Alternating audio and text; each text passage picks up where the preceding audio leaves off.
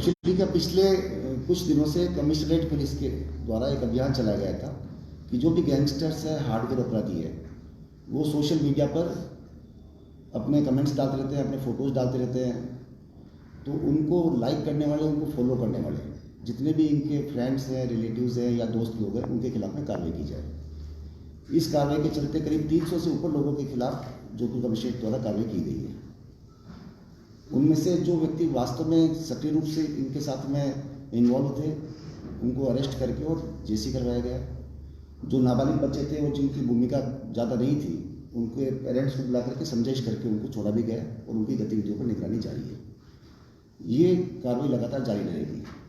इस कार्रवाई के चलते ही कल साइबर सेल में हेड कांस्टेबल है प्रवीण गहलोत, डीसीपी ईस्ट कार्यालय में, उनको एक सूचना मिली थी कि कुछ व्यक्ति 2 से 3 तक हो सकते हैं, वो मंडोर के आगे जो नागादड़ी की पहाड़ियाँ हैं वहाँ पर छुपे हुए हैं और चोखा गांव के सरपंच हैं चुन्नीलाल टाक, उनकी हत्या करने वाले हैं।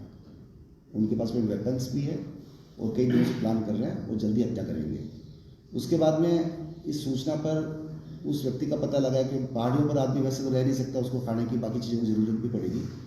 तो उस व्यक्ति का पता लगाएगा जो उनको वहाँ पे खाना पहुँचा रहा था सुबह शाम, जो उनके लिए बाकी उनके मोबाइल्स को चार्ज कर रहा था, बाकी जो रोज़मर्रा की ज़रूरतें हैं जैसे शराब भी पहुँचाता था, उस व्यक्ति का पता लगा करके उसको पुलिस ने कॉन्फिडेंस में लेकर के उस जगह का पता लगाया। उसके बाद में कल रात से ही 6 टीमें डीसीपी ईस्ट अमृता जी दुआन के नेतृत्व में बन गई। इन टीम्स को Nazim Ali additional DCP lead कर रहे थे, एसीपी देरावर सिंह और एसीपी मंडोर दिवाकर जी, ये थे। इनके अलावा 6 SHO जो थे, उसके अलावा 10 मोटरसाइकिल्स थी और पुलिस के जवान थे हमारे। ये जवान वो थे जो सारे कमांडो ट्रेंड थे, क्योंकि उन सभी के पास हथियार थे। रात में उन पहाड़ियों पे जाकर के मोर्चाबंदी की गई, घेरा डाला गया। पूरी रात अंधेरा था, इसलिए उनको अगर पता लगता तो भी क्रॉस फायरिंग भी हो सकती थी। इस चीज़ को सारे को ध्यान रखते हुए करीब 3:30 बजे सुबह उनके जाके घेरा डाला और अर्ली मॉर्निंग 5:30 बजे उनको पकड़ लिया। उनके पास में 2 पिस्टल और 70 के करीब कार्ट्रिज बरामद हुए। उनकी सूचना पर 4 पिस्टल और भी लिए। कुल मिलाकर के उनकी सूचना पर और उनसे 6 पिस्टल और 127 127 कार्ट्रिज और 13 मैगजीन्स और 6 चले हुए कारतूस ये मिले। इस गिरोह का सरगना उमेद सिंह फौजी है, जो पूर्व में सेना में काम करता था, बाद में वो रिटायर 7 साल काम करने के बाद में रिटायर हो गया है। वर्तमान में वो राजीव गांधी नगर के पोक्सो के केस में वांटेड था और वहाँ से फरार था। उसके बाद में उसके साथ में जो उसका साथी था एक रावल सिंह, जो उसके साथ ही पहाड़ियों पे पिछले 15 दिन से पहाड़ियों पर रह रहे थे। सुबह शाम वहीं खाना खाते थे, वहाँ पहाड़ियों पे सोते थे, एक तो फरारी के चक्कर में। उसके अलावा चोखा गाँव में इन्होंने अपने 2 मुखबिर छोड़ रखे थे, ईश्वर सिंह सोलंकी और एक ईश्वर सोलंकी और ईश्वर सिंह, ये 2 मुखबिर थे। आज इन्होंने तय किया था कि आज मॉर्निंग में चोखा सरपंच की हत्या करेंगे, उसको शूट करके। तो आज सुबह से 2 व्यक्ति तैनात थे जो इनको बार बार सूचना कर रहे थे कि अब ये सरपंच घर से बाहर निकल गया है। चूँकि हमारी गिरफ्त में आ चुके थे, इसलिए इस बात की जानकारी हमारे को भी जो भी कॉल्स आ रहे थे हम भी अटेंड कर रहे थे, इनसे भी अटेंड करवा रहे थे। तो उससे साफ जाहिर हो रहा था कि आज ये हत्या करने वाले थे। जो ईश्वर नाम के व्यक्ति थे दोनों, उनको वहाँ जाकर के टीम भेज करके उनको भी दोनों को उठाया गया जो इस काम में लिप्त थे। अगर इनको आज नहीं पकड़ा जाता तो निश्चित रूप से आज चोखा सरपंच की हत्या की वारदात जरूर निर्धारित करती। उसके बाद में इस वारदात में 2 व्यक्ति और लिखते हैं, एक तो आयुष पंडित और अमित पारिक। इन दोनों के पास में भी इन्होंने हथियार छोड़ रखे थे, जो किसी वक्त जरूरत को हथियार वापस सप्लाई करते हैं, कारतूस कम पड़ते तो भी सप्लाई करते हैं। बेसिकली ये फौजी है जो उमेद सिंह फौजी, ये जयपुर में जो अभी कुछ दिनों पहले राजा पार्क एरिया में ईस्ट एरिया में फायरिंग की घटना हुई थी जिम के अंदर, उसमें भी इसने अपराधियों के लिए वहाँ जगह मुहैया कराई थी और हर तरह से इसने कॉपरेट किया था। वहाँ एक वांटेड भी था। इसके ताल्लुक ऋतिक बॉक्सर गैंग से भी है, ऋतिक बॉक्सर के मार्फत रोहित गोदारा और लॉरेंस विष्णु इस गैंग से भी होने के जानकारी प्राप्त हुई है हमारे। इनसे भी गहन पूछताछ हम कर रहे हैं। इनका प्लान ये भी था कि आगे ये खुद अपनी गैंग बनाना चाह रहा था उमेद सिंह, और ये इसकी सरपंच की मर्डर करके उसके बाद में किसी अन्य लोगों को फायरिंग करके या उस पर ब्लैंक कॉल करके फ़ोन करके उनसे 2 करोड़ 3 करोड़ की रकम मांगने का भी इसका उद्देश्य था। एक बार एक टेरर अपना फैलाना चाहा था, इसलिए इसने गैंग बनाई थी, इसलिए पहाड़ों पे टिका हुआ था ये, और इसी जगह को अपना ठिकाना बनाना चाह रहा था।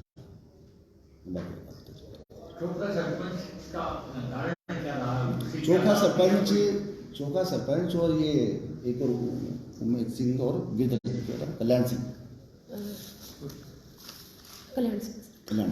एक जो पूर्व सरपंच है ये उसकी तरफ है, और इन तीनों की बेसिकली जमीन का कारोबार है और पैसे के लेन देन को लेकर के विवाद था, नंबर 1। नंबर 2, इसके खिलाफ में जो भी पॉक्सो का केस हुआ था रैप का उमेश सिंह फौजी के खिलाफ में, तो इसको ऐसा अंदेशा था कि ये केस इसने चुन्नीलाल टाप जी ने ही इसके खिलाफ में दर्ज करवाया, तो बदला कर उसको बदले की भावना से उसका मर्डर करना चाहता था। और ये पहले उमेश सिंह भूमाफिया की तरह भी काम करता था। इसके कई मुकदमे भी पहले दर्ज हैं, 8 मुकदमे इसके पहले दर्ज हैं। और इसी में इनका आपस में कोई झगड़ा हुआ, कोई बात हुई आपस में गांव में, फिर उसके बाद वही दुश्मनी आगे बढ़ती गई और अब उसको टारगेट था कि चुन्नीलाल टाप को मुझे मर्डर करना ही करना है। नाकादड़ी की पहाड़ी, हाँ जी, हाँ। उन्होंने कहीं पर इसीलिए नहीं ली शरण, उनको था कि कोई इन्फॉर्म कर देगा और हम पकड़े जाएंगे। इस वजह से उन्होंने कहीं किसी किराए पर या किसी कोई धर्मशाला में कोई शरण नहीं ली, वो वहीं पर ही रहते थे और हाइट पर थे कि कोई भी अगर आ रहा है जा रहा है तो उनको पता चल जाए और वो बिल्कुल इस चीज़ से वो रहे कि कोई भी उनको पकड़ नहीं सकता। उन्होंने पूरी ऐसी अपनी प्लानिंग कर रखी थी। सर, जो अन्य 2 हैं वो भाड़े पे थे या नहीं? अन्य 2 तो चोखा गांव में थे, वो रेकी कर रहे थे क्योंकि उनके फोन कॉल्स आए उनके बाद में। लाइव रेकी हमने पकड़ी, वो सरपंच की रेकी कर रहे थे, उन्होंने रेकी करके बताया कि सरपंच अब घर से बाहर निकल गए हैं, आप कहाँ पर हो, जल्दी आ जाओ। तो अगर पुलिस तक नहीं पहुंचती तो ये लोग शायद उस तक पहुंचे। या आयुष पंडित और अमित पाल? आयुष पंडित है, ये शूटर है। ये उमेश सिंह ने शूटर अपना हायर कर रखा था कि क्योंकि एक तरफ से आयुष पंडित आता, एक तरफ से ये आते तो कोई चांस ही नहीं बचता। ये पूरी अपनी इसने कार्य योजना अपनी तैयार कर रखी थी। कितने पैसे हुआ वो भी कमेंट करना। ये इन्होंने सोचा था कि जैसे पहले इसको मारेंगे, इसके फिर भाई से इसको भी मारने का इन्होंने प्लान किया था, जो सरपंच है उसके भाई से, और उससे 2 करोड़ की फिरौती ये ले और उसी के हुए पैसे को बांटने का इनकी पूरी प्लानिंग थी। और जो चोखा में इसने कई पहले भूमाफिया के रूप में काम करता था, इसने कई कब्जे कर रखे थे, उन्हीं जमीन को इसने बेचा और लगभग 26 लाख में उसने इन जमीनों को बेचा और उसी पैसे से ये जो हथियार खरीद रहा था, जो अपना खर्चा चला रहा था, ये उन्हीं पैसों से चला रहा था। जैसे भी आपने बताया पूर्व सरपंच की तरफ था, तो पूर्व सरपंच ने इसको हायर किया था क्या? नहीं, उनका कोई रोल नहीं है, ये अपनी तरफ से ही अपना। जोधपुर प्रॉपर के कितने लोग हैं और बाहर के कितने लोग? उमेश सिंह शेरगढ़ का है, रावल सिंह इसका खुद का रिश्तेदार है और ईश्वर सिंह जो है वो इसका सगा भांजा है। और इसके अलावा ईश्वर सोलंकी जो है वो पोल सुतला PS प्रतापगढ़ PS ये भी लोकल है। और अमित पारीक है, वो चौपासनी हाउसिंग बोर्ड में रहता है। और आयुष पंडित जो शूटर है वो माता का था। रावल सिंह की रिश्तेदारी क्या है आपस में दोनों की? ये रावल सिंह भी लड़का नया 21 साल का है और ये आर्मी की जो अपनी भर्ती की तैयारी कर रहा था, तब इनका इसने संपर्क किया होगा उमेश सिंह ने रावल सिंह। एक ही गांव के हैं, शेरगढ़ के ही। टोटल कितने अरेस्ट हुए इसमें? इसमें 6 अरेस्ट किए। ये लगातार ऋतिक बॉक्सर और अनमोल जो लॉरेंस बिश्नोई का भाई है, उसके लगातार उम्मीद संपर्क में रहता है।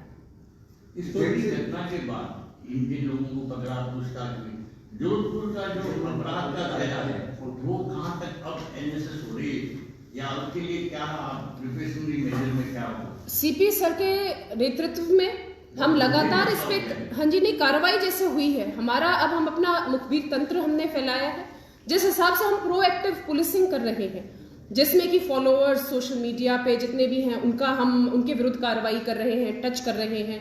उसके अलावा जो अगर सोशल मीडिया पर किसी ने हथियार दिखाए हैं तो उनके विरुद्ध भी हम उनको भी चिन्हित करके उनके विरुद्ध भी कार्रवाई कर रहे हैं। अब इसमें हमने जो धाराएं लगाई हैं इस केस में, वो हमने मतलब जैसे संगठित अपराधियों की 3/25 के साथ संगठित अपराध की भी हमने धाराएं लगाई है 6, 7, 8, और उसके अलावा हमने 115, 116 धारा भी लगाई है ताकि बिल्कुल उनके ऊपर अधिकाधिक हम अपना शिकंजा कस सकें। इसमें कोई भी ढिलाई किसी तरह की नहीं होगी। अगर कोई भी महत्वपूर्ण सूचना इस तरह से जैसे मुखबिर से हमें मिली कि वहां पर कोई ऐसे 2 संदिग्ध हैं, तो ऐसे ही हमारे आम जनता जो है वो हमारी ताकत है और वो हमें कोई भी इस तरह की सूचना देगी, उस पर हम त्वरित अपनी कार्रवाई करेंगे। 2 करोड़ की फिरौती क्या मामला क्या है? नहीं, अभी फिरौती नहीं है। वो बात नहीं, अभी आज तो इसने मर्डर करना था, उसके बाद में भविष्य की प्लानिंग में बता रहा है कि उसके बाद में मैं लोगों को धमका करके उनसे करोड़ 2 करोड़ की फिरौती मांगता है।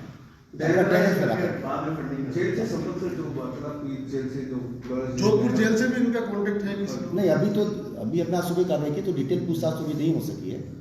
अब डिटेल पूछताछ के बाद ही सारी बात पता लगेगी। तो जो मैडम ऋतिक को बॉक्स की बात सामने आई, तो क्या हम उनको इसमें रोल करेंगे कैसे? नहीं, वो उनका संपर्क है उससे, जिस घटना से उनका वो ताल्लुक अभी तक तो सामने नहीं आया। हथियार वगैरह वहां से लाना नहीं आ रहा है? हथियार सारे एमपी से लेकर आए, मतलब देसी घटना है इसका मतलब। एमपी से लेके आए, बड़े अच्छे से सोफिस्टिकेटेड। नहीं, आप देखेंगे उनको वेपन्स को अभी हमने लगा रखे उसमें। नहीं, टू व्हीलर है, बिल्कुल नई गाड़ी है, एक्सट्रीम करके है कोई, हीरो एक्सट्रीम, और खाली केस भी मिले हैं। इसका मतलब कि वो फायरिंग की प्रैक्टिस भी कर रहे थे। और इसमें सबसे महत्वपूर्ण बात ये है कि सात वो पहले के कभी भी हो सकते हैं, अभी भी कर सकते हैं, निशाना लगाने के लिए कर सकते हैं। वहाँ पे बैठे बैठे पहाड़ी पे आसपास कोई नहीं था, पहाड़ी वहाँ तो कोई नहीं रहता था, वहाँ तो आप जाके देखो कभी कोई भी नहीं।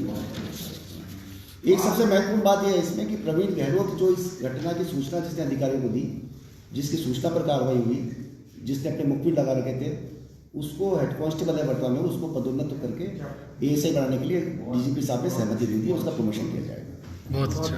आज सुबह जब ऑपरेशन हुआ तो ये लोग सो रहे थे, मतलब किस तरह से पुलिस ने पकड़ा? आज सुबह क्या करना? देखिएगा, इसमें आज सुबह हमने घेराबंदी कर रखी थी। घेराबंदी रात से ही शुरू की थी ताकि बाई चांस हम कोई भी रिस्क नहीं लेना चाहते थे कि रात को इधर उधर चले जाए, और रात को हम अगर कोई कार्रवाई करते अंधेरे का फायदा कुछ उनको मिल सकता था। इसीलिए हमने पूरी रात भर उनकी घेराबंदी की और सुबह 3:30-4 बजे हमने इनके क्लोज आना शुरू किया, जिसमें एडिशनल डीसीपी नाजिम जी जो है वो खुद, हाँ जी, वो खुद वहाँ पर मौजूद थे। आप बताओ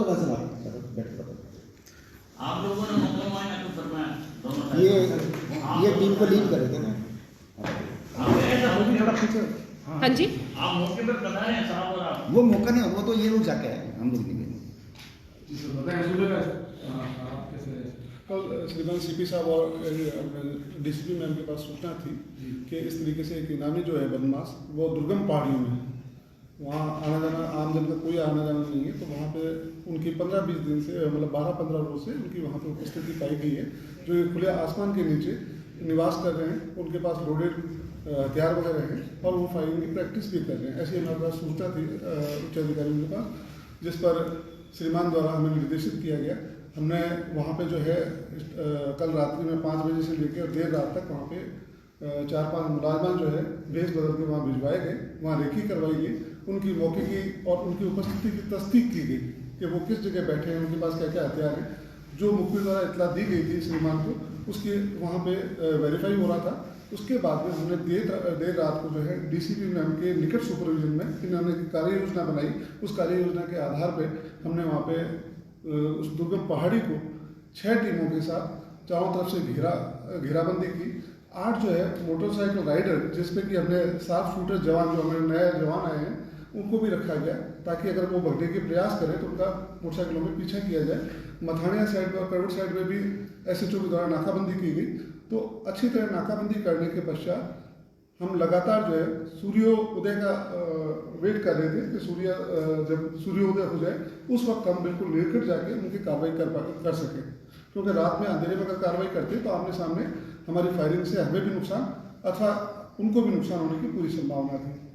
तो देर रात को अल सुबह जो है उनको बिल्कुल निकट पहुँच के हमने उनको दस्तयाब किया, और दस्तयाब करके जब तलाशी ली गई तो उनके पास जो है लोडेड पिस्टल, मैगजीन वगैरह मिली गई, और उनके पास जो स्मार्टफोन पाए गए, जिनमें कि अभी एनालिसिस किया जा रहा है। तो वो कई जो बदमाश हैं जिनका कि जयपुर से संबंध है, उनसे इनका संबंध हो सकता है। भागने का भी तो उन्होंने प्रयास इन्होंने विरोध किया होगा।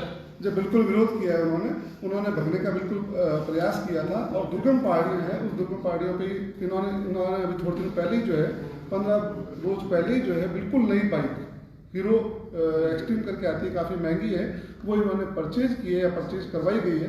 उस मोटरसाइकिल की तरफ भागने का प्रयास किया, क्योंकि अंधेरा था। उसके बाद में हमने पीछा किया, जिसपे गिरे हैं, गिरने के बाद में इनके चोटिल भी हुए, और वहीं से हमने इनको दस्तयाब करके थाने लाए। उसके बाद में निरंतर इनसे पूछताछ हुई। पूछताछ होने के बाद में अन्य कई खुलासे हुए कि इन्होंने 7 शूटर जो है, जो सरपंच है, उसकी हत्या के लिए इन्होंने मामूर कर रखे थे, उनको हथियार दे रखे थे, साथ ही रेकी के लिए आदमी भी लगा रखे थे।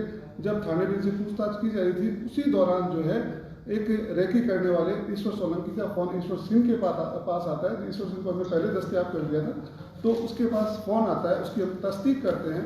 ईश्वर सोलंकी को हम दस्तयाब करते हैं, जो कि सरपंच की सूचना ईश्वर सिंह को देता है, और ईश्वर सिंह आगे जो है उनको इसको देने वाला था उमेश सिंह को। तो इस प्रकार पूरी प्लानिंग के साथ, और आज इनका ये था कि इस सरपंच को मर्डर करके, जघन्य अपराध करके, और इसको यहाँ से निकलना था। और अनुसंधान में या अभी तक की जांच में ये भी आ रहा है कि इसका संबंध जो है ऋतिक बॉक्सर करके या ऊपर लॉरेंस तक भी इसका संबंध हो सकता है, क्योंकि इसने कल परसों जो उनसे बात की है और मुखबिर ने हमें बताया है कि इसका यहाँ से घटना करने के बाद में ऋतिक बॉक्सर के शरण में जाने का प्लान था। इनके साथ नाजिम जी के अलावा इस पूरी घटना में, जो इसमें पूरे ऑपरेशन में बहुत महत्वपूर्ण भूमिका रही है, एक तो एसीपी मंडोर की रही है राजेंद्र प्रसाद दिवाकर, देरावर सिंह जी की रही है एसीपी ईस्ट, एसएचओ उदय मंदिर, लेखराज सियाग, एसएचओ बनाड़, एसएचओ मथानिया और एसएचओ करवा, इनकी उल्लेखनीय भूमिका रही, जिन्होंने रात भर जग करके वहाँ पे घेराबंदी की, अल्टीमेटली को पकड़ने में कामयाब। अभी तो समझ लो 10,000 रुपये मिले। अभी ज़्यादा नकदी नहीं मिली। ये अनुसंधान करके अगर उनके पास होगा तो ये जरूर से जरूर हम कोशिश करेंगे। ये खुद जाके मध्य प्रदेश में जो अब तक आया है, वो खुद मध्य प्रदेश में जाकर उमेद सिंह, रावल सिंह और ये जो है शार्प शूटर है आयुष पंडित, ये जाकर और ये खुद उधर से खरीद कर लेकर वहीं से लेके 2 लाख रुपए में 3,000। वाल्मीकि समाज से ही कहाँ से? ये पता नहीं है। ये मौके से सर सर ने पनीर लोग जाते थे, 4 लोग, मौके पे 3 लोग थे। मौके पे 2 लोग मिले और उनकी निरंतर पूछताछ में आगे की निरंतर एक चैन बनती गई। शार्प शूटर को कैसे उठाए इन लोगों ने? शार्प शूटर को हमने वहाँ से उसको माता का था इलाका वहीं से लिया होगा। उनके दोनों का ड्रेसिंग सेंस क्या था सर? इसको उठा रखी थी। हाँ, ये सामान या हथियार किसमें रखे हुए थे? ड्रेसिंग सेंस इनके पास वो पहाड़ी पे थे, वहीं थे, आसमान के नीचे थे, तो हथियार कहाँ छिपा रखे थे? वहीं अपने पास हथियार उनके बैग में मिले। उनके पास में एक बैग था, उस बैग के अंदर वो हथियार और वो सारे मिले, और उनके सरने वो बैग सरने पे लगा हुआ था, सर के नीचे लगा हुआ था। इनके कुछ वीडियोस लेंगे सर आपको कुछ कार्रवाई उपलब्ध करवा देंगे आपको, छोटा सा वीडियो करवा देंगे। बधाई सर, बहुत बहुत आपको शहर में बड़ा ये बहुत बड़ी घटना है। तो एक अच्छा